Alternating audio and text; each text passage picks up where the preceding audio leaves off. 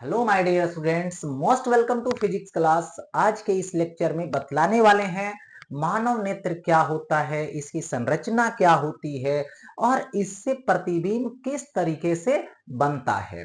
तो यदि आप चैनल पे पहली बार हैं तो चैनल को सब्सक्राइब कर लें और इस सेशन को लाइक कर दें। तो चलते हैं आज मानव नेत्र के बारे में, क्योंकि जंतु का यानी बोलिए मानव का एक बहुत ही बड़ा अभिन्न अंग है ये, जिसकी द्वारा हम किसी भी वस्तु को देखने का काम करते हैं। इसलिए इसका नाम पड़ा ऑप्टिकल इंस्ट्रूमेंट, यानी क्या चीज? प्रकाशीय यंत्र। लेकिन यह जो एक प्रकाशीय यंत्र है यानी मानव नेत्र जो है एक प्रकाशीय यंत्र है, लेकिन कैसा? तो ये प्राकृतिक प्रकाशीय यंत्र है। इससे हम किसी भी वस्तु को देखने का कार्य करते हैं। अब आते हैं इस जो है से प्राकृतिक प्रकाशीय यंत्र यानी मानव नेत्र के बारे में। तो सबसे पहले इसके संरचना को हम लोग समझेंगे। किसका? तो मानव नेत्र की संरचना। तो सबसे पहले देखिए, मानव नेत्र जो है उसके सबसे आगे वाला जो भाग होता है वो पारदर्शी होता है और वक्र जैसा होता है। ठीक है, मतलब गोलीय वक्र होता है इस तरीके से। तो यहां पे गोलीय वक्र है,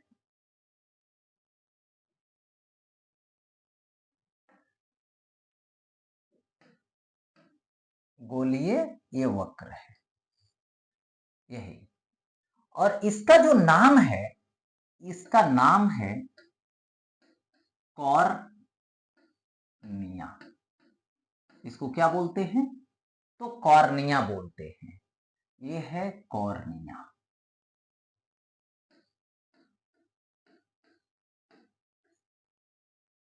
कॉर्निया इसको बोलते हैं। और जब नेत्रदान किया जाता है तो इसी कॉर्निया को दान में दिया जाता है।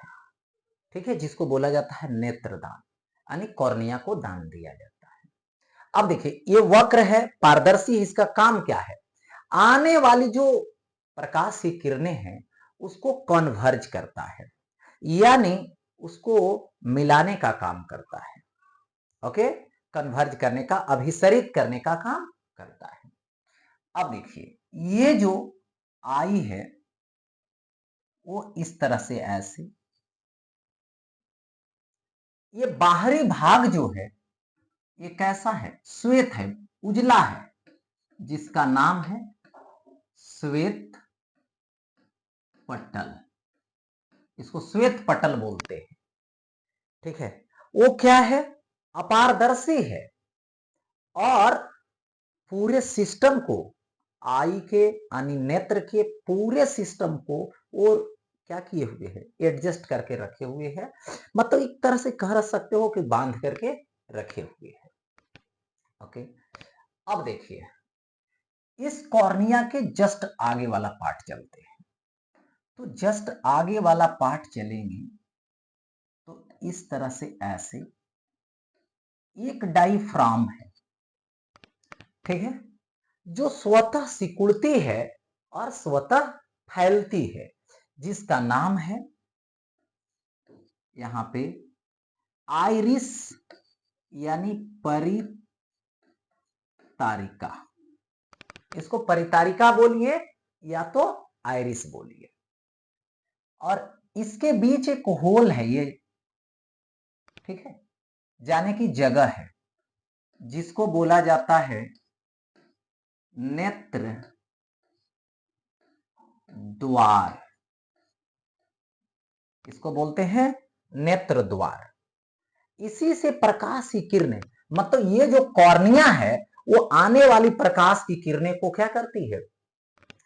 मिलाती है, अभिसरित करती है, और वो किरणें इसी जो है से द्वार से अंदर प्रवेश करती है। और इसका काम क्या है? नेत्र द्वार है तो ये आइरिस का काम है कि प्रकाश की मात्रा को एडजस्ट करना। ज्यादा मात्रा जा रहा है, द्वार को छोटा बना लेगा, कम जाने देगा। कम जा रहा है तो क्या करेगा? वो जो है से एडजस्ट कर लेगा, द्वार को बढ़ा लेगा।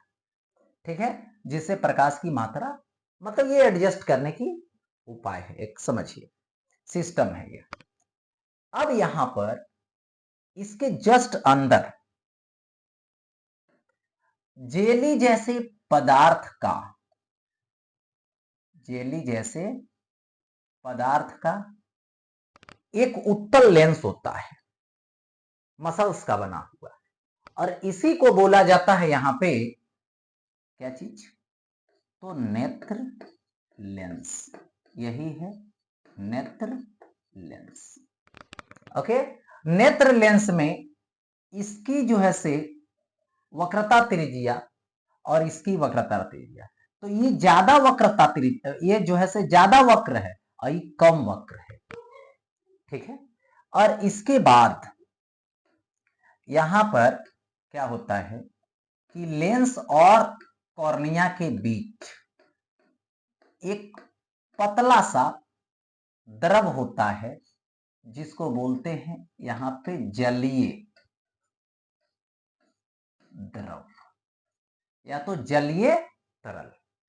जब आदमी के आंख से आंसू आता है तो यही जलीय द्रव बाहर निकलता है, आंसू के रूप में बाहर निकलता है। और यही जलीय द्रव जो है वो क्या करके रखता है, इस लेंस की वक्रता त्रिज्या को बनाए रखता है। यदि इसकी मात्रा कम हो जाएगी या तो जलीय द्रव क्या होगा, आंसू आंसू के रूप में बाहर निकल जाएगा, तो उसकी मात्रा कम हो जाएगी, तो यहां पर वक्रता त्रिज्या मेंटेन नहीं रह पाएगा, जिसके कारण आदमी को क्या होगा, धुंधला दिखेगा। तो यहां पर क्या है, जलीय द्रव का काम क्या है, यहां पर इसकी वक्रता त्रिज्या को मेंटेन करके रखना है। ओके, अब देखिए यहां तो ये चीजें हो गई। अब इसके बाद इसके जस्ट अंदर, सबसे अंदर, ठीक है, उससे पहले देखिए श्वेत पटल है, उसके जस्ट बगल में, उसके जस्ट बगल में देखा जाए तो यहां पर एक ब्लैक कलर का, ये ब्लैक कलर का एक परत है, इस परत को कोराइड बोलते हैं। इस परत को क्या बोलते हैं, तो ये ब्लैक कलर का रहेगा तो इसको बोलते हैं कोराइड, कोराइड, ठीक है। इसका काम क्या है, इसको कोराइड बोलिए या तो रक्तक पटल बोलिए। इसका काम है कि जो अंदर प्रकाश की किरणें प्रवेश कर जाती है, लेंस से अपवर्तन हो जाता है, उसके बाद जो इधर उधर हो जाती है, उसका काम है पूर्ण आंतरिक परावर्तन से रोकना। मतलब ये पूर्ण आंतरिक परावर्तन होने से अंदर में बचाता है। इसके बाद देखिए इसके सबसे अंदर वाला जो पार्ट है वो क्या है, रेटिना है, इसको बोलते हैं रेटिना। इसका मतलब दृष्टि पटल है, ठीक है। और इसके अंदर लेंस और रेटिना के बीच में एक द्रव भरा हुआ है जो थोड़ा सा गाढ़ा होता है, मतलब ये पतला होता है, गाढ़ा होता है, इसको बोलते हैं यहां पे कांच द्रव। ये हो गया कांच द्रव, ठीक है। अब देखिए यहां से जो प्रकाश की किरणें लेंस से अपवर्तन होकर जाती है और यहां पर जब कट करती है रेटिना पर, तो रेटिना पर प्रतिबिंब बनता है। यानी इस मानव नेत्र का सबसे अंदर वाला जो भाग है यहां पर रेटिना है। और रेटिना पर जो प्रतिबिंब बनाएगा ये लेंस, वो कैसा बनाएगा, प्रतिबिंब जो होगी, प्रतिबिंब, ठीक है, वो सबसे पहले तो यहां पे उल्टा होगा और कैसा होगा, वास्तविक होगा। यानी रेटिना पर बना प्रतिबिंब उल्टा होता है और वास्तविक होता है। लेकिन इस रेटिना का कनेक्शन प्रकाश स्नायु, मतलब जिसको ऑप्टिक नर्व्स बोलते हैं, ठीक है, वो जो है से इसका कनेक्शन कहां से है, तो ऐसे ऐसे पतले, ये ब्रेन से जाके जुड़ा हुआ है। तो जब रेटिना पर बना प्रतिबिंब उल्टा और वास्तविक होता है तो उसकी जब इंफॉर्मेशन इस प्रकाश स्नायु देता है किसको, दिमाग को, तो दिमाग जो है सो उसको सीधा देखने का काम करता है, सीधा आभास करता है। ठीक है। अब यहां पर यहां से जो प्रकाश स्नायु जाएगा, ऑप्टिक्स नर्व जो जाएगा, एक होता है छड़ टाइप का, कैसा, छड़ टाइप का, और दूसरा कैसा होता है, तो शंकु टाइप का। ठीक है। छड़ का काम है क्या करना, मतलब जो वस्तु है उसकी आकार कैसी है, आकृति कैसी है, तो उसके लिए कौन जिम्मेवार है, छड़ टाइप वाला। छड़ टाइप वाला जो ऑप्टिक नर्व्स है, यानी जो प्रकाश स्नायु है, वो आकार और आकृति को बतलाता है, आकार आकृति। ठीक है, आकार आकृति। लेकिन वस्तु किस रंग का है वो कौन बतलाता है, रंग के बारे में कौन बतलाता है, शंकु। ठीक है। अब देखिए यहां पर होता क्या है कि देखिए इधर से वस्तु रहेगा और उसका प्रतिबिंब रेटिना पर बनेगा, तो एक ऐसी बिंदु होती है जिस पर प्रतिबिंब बनने से पूरा क्लियर दिखाई देगा, तो उसको बोला जाता है पीत बिंदु। मतलब सामने रखा हुआ वस्तु देख रहे हैं, क्लियरली विजिबल है। ठीक है, तो वो क्या है, पीत बिंदु पर उसका प्रतिबिंब बन रहा है, येलो स्पॉट पे। और एक अंदर बिंदु होता है जिस पर कट पॉइंट मिलेगा, जिस पर जाके प्रकाश की किरणें जब कट करेगी, प्रतिबिंब बनाएगी, तो वो दिखाई नहीं देगा, तो उसको बोला जाता है अंध बिंदु, उसको बोलते हैं अंध बिंदु, यानी एक हो गया अंध बिंदु।